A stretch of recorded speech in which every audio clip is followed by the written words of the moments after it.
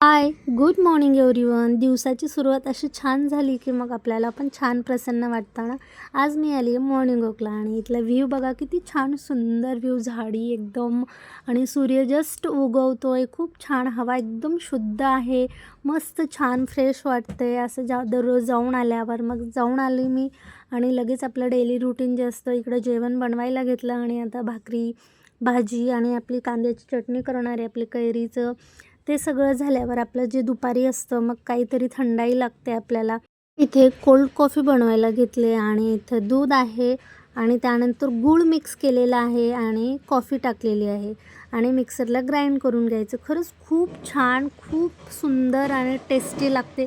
तुम्हीसुद्धा करून बघा. साखर टाकू नका, त्याऐवजी गूळ यूज करा. तुम्ही दररोज प्याल आणि आपली कॉफी ग्राइंड करायचं आणि आपली कॉफी बनवून तयार. खरंच खूप छान टेस्टी लागते ही कॉफी. भेटू उद्याच्या ब्लॉग.